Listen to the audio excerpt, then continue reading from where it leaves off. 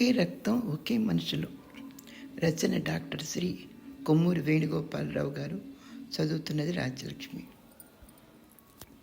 ప్రస్తుతానికి మనం సుందరము రాధారాణి కలిసి మాట్లాడుకున్న సందర్భాలను వింటున్నాం. రాధారాణికి సుందరం మీద ఎంతో అభిమానం, ప్రేమ ఉంది. ఆ అమ్మాయికి ఇంతవరకు పెళ్ళి గిళ్ళి అనే ఆలోచన లేదు. కానీ సుందరాన్ని చూసినప్పటి నుంచి ఎందుకో అభిమానాన్ని పెంచుకుంది.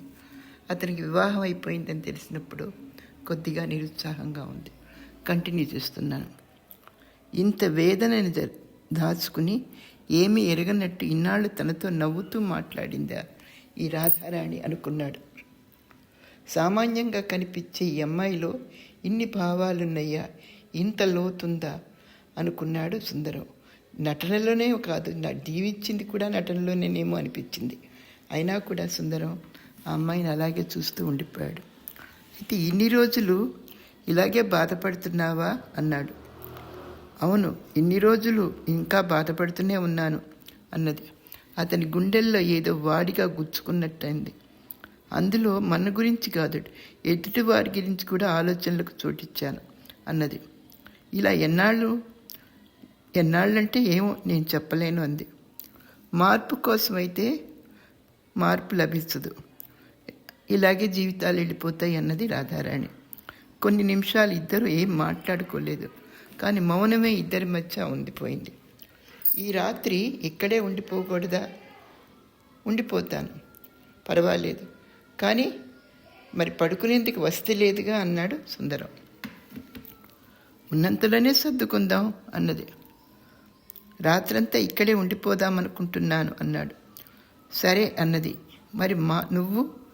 ఏముంది, నేను ఆ పాత దుప్పటేసుకుని నేల మీద పడుకుంటాను. అంతకన్నా దగ్గరగా కోరుకుంటే? ఓహో, కోరి చూడు అన్నది. అతను ఒక విధంగా వివసుడైపోయాడు. ఒక ఆడపిల్ల జీవితాన్ని అర్థం చేసుకుని, ఆడపిల్ల ఇంచుమించు తన చేతుల్లో ఉంది, తన మాటలు అంటోంది. బ్రతుకు అతన్ని సవాల్ చేసినట్టయింది. అతనికి గిరిజ జ్ఞాపకం వచ్చింది. పెళ్లి కాకముందు గిరిజ అంటే తనకు ఎంతో ఇష్టం.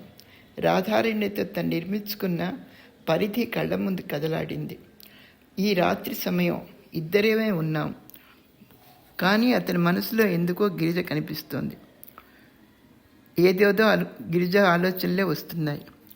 చాలాసేపు అలాగే కూర్చుండిపోయాడు సుందరం. ఆ తర్వాత నెమ్మదిగా లేచి వెడతానన్నట్టు అన్నాడు. సరే అన్నది ముక్తసరిగా. పరిష్కారం లభించిన సమస్యలకు పరిష్కారం ఆశించటం కూడా బాగోదేమో. వెడివాళ్లాగా చీకట్లో అతను కదిలిపోయాడు. రాధారాణి అలాగే చీకట్లో నుంచి అతన్ని చూస్తూ ఉండిపోయింది. అక్కడితో వాళ్ళదైపోయింది. ఇప్పుడు శ్రీలక్ష్మి గురించి చెప్పుకుందాం. బావా, ఈవేళ నిన్ను మా మామిడి తోటలో తీసుకుపోతావా అంది. తీసుకుపోతాను, దాందే ఉంది అన్నాడు. కానీ ఈ పల్లెటూరికి వచ్చింది అందుకేగా అన్నాడు. అంతా కలిసి పల్లెటూరు వచ్చి 4-5 రోజులైంది. సామ్రాజ్యం ప్రయాణానికి ముందు అటు ఇటు కదిలే స్థితిలో ఉంది. ఇక్కడికి వచ్చాక మళ్ళీ మంచాన పడింది. అంటే శ్రీలక్ష్మి, సామ్రాజ్యం, మన్మథరావు పల్లెటూరికి వెళ్ళారు. కానీ సామ్రాజ్యం తన అనారోగ్యం వల్ల ఎక్కడికి కదలలేకపోతుంది. తన బలహీనత వల్ల ఎవరిని సుఖపెట్టలేకపోతుంది, సంతోషపెట్టలేకపోతుంది. అదే ఎప్పుడు సామ్రాజ్యానికి మనసంతా వేదనగా ఉంటుంది. ఇంట్లో వీళ్ళు ముగ్గురే వచ్చిన 2వ రోజున అర్జెంటుగా వైకుంఠం గారి పై ఊరికి వెళ్ళిపోయారు. పగలంతా పేకాట, పులి జూదం ఆడుతూ కబుర్లు చెప్పుకుంటూనే గడిపేస్తారు. ఇరుగు పొరుగు వారు కూడా వచ్చి అవసరం ఉన్నవి లేనివి మాట్లాడి వెళ్ళిపోతూ ఉంటారు. సాయంత్రం అవ్వగానే మన్మథరావుకి తోచదు. విజయవాడలో అయితే అలా రోడ్డు మీద 4 రోడ్లు తిరిగి ఎలాగో వచ్చేవాడు. కానీ ఇది పల్లెటూరు, ఎక్కడికి పోవాలో తెలియదు. అంటే శ్రీలక్ష్మి, మన్మథరావు, సామ్రాజ్యము వైకుంఠం గారి ఇంటికి వచ్చారన్నమాట. అందుకే అతనికి ఏమీ తోచట్లేదు. అందుకని ఇక్కడ మరదల్ని వెంట వేసుకుని బయటికి పోవటం తప్పట్లేదు. ఇద్దరూ బయలుదేరుతుంటే చీకటి పడకుండా రండి అన్నది సామ్రాజ్యం. ఎలక్ట్రిసిటీ ఉన్న ఆ డొంకల్లో పొదల్లో పురుగు పుట్ర ఉంటాయని ఆమె భయం. సామ్రాజ్యం వాళ్ళిద్దరినీ ఎప్పుడైనా అలా తిరిగి రమ్మని పంపిస్తూ ఉంటున్నది. అంతకన్నా ఏం చేయగలదు? బావకేం ప్రమాదం రాకుండా చూసుకుంటాలే అక్కయ్య, నీ భర్తను కాపాడే బాధ్యత నాదిలే అన్నది నవ్వుతూ. పోవే రౌడీ అంది సామ్రాజ్యం. ఇద్దరు గడప దాటి బయటకు వచ్చారు. ఎప్పుడో తాతల నాటి పెంకుటిల్లు. అది సరి అయిన సంరక్షణ లేకపోవటం వల్ల వెలవెలా పోతోంది. అక్కడక్కడ పగుళ్ళు కూడా ఉన్నాయి. చూరు కారుతున్నట్టుగా కనిపిస్తోంది. మీ విజయవాడ రోడ్లంటే నయమే కదా అంది. అమ్మో, ఇప్పుడు ఆ రోడ్ల సంగతి గుర్తు చేయకు అన్నాడు. 5 మైళ్ళు దూరం, అటు ఇటు డొంకలు పొలాలు. ఇద్దరూ కూడా అలా అలా నడుచుకుంటూ వెళ్ళిపోతున్నారు. వేణుగోపాల స్వామి ఆలయం దగ్గరకు వచ్చేసారు. ఆ మండపం మీద కూర్చొని లోకాభిరామాయణంలో ఉన్న మనుషులు, ఆ పక్కనే శిథిలావస్థలో ఉన్న గ్రంథాలయము, ఆ గ్రంథాలయంలోకి పోతున్న ఒకరిద్దరు మనుషులు, ఇవన్నీ గమనిస్తున్నది శ్రీలక్ష్మి. మన్మథరావు కూడా గమనిస్తున్నాడు. బావా,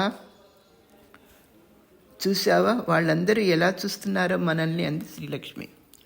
బస్తీల్లోనే అలా ఆడామగా కనిపిస్తే చూస్తారు, ఇక్కడ కూడా అంతే అన్నది. ఇద్దరు ముందుకెళ్ళారు.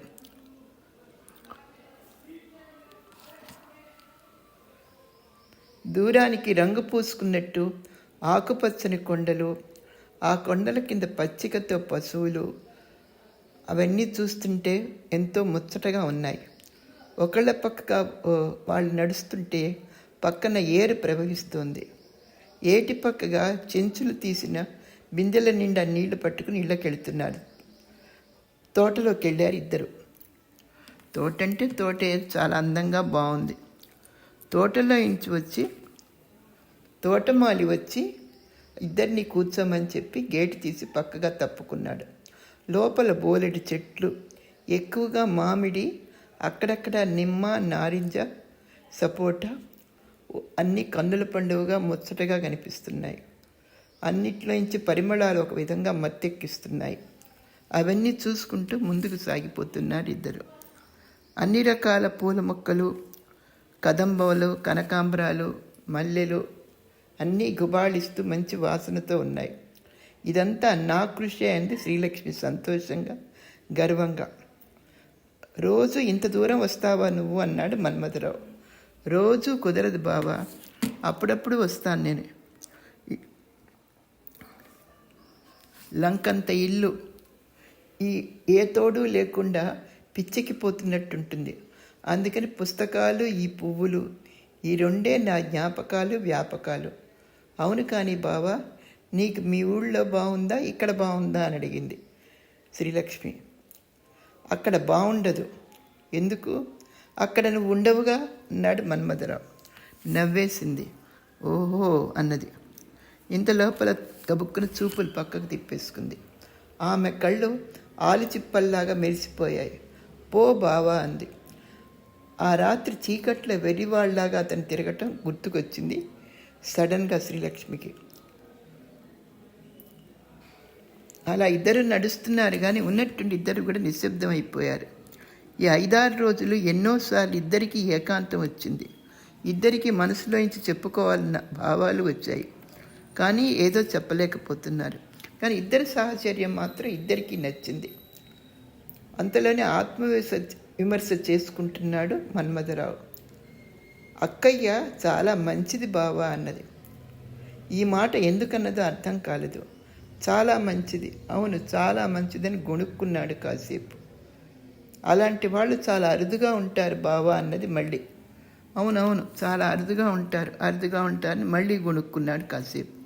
ఏమనాలో అర్థం కాలేదు అతనికి.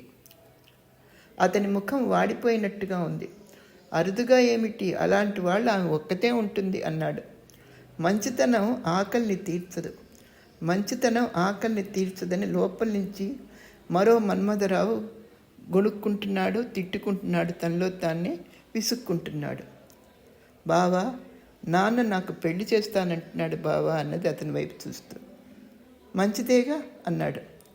చేసుకోమంటావా అన్నది అతని కేసు చూస్తూ. చేసుకో, మరి అది నీ ఇష్టం అన్నాడు.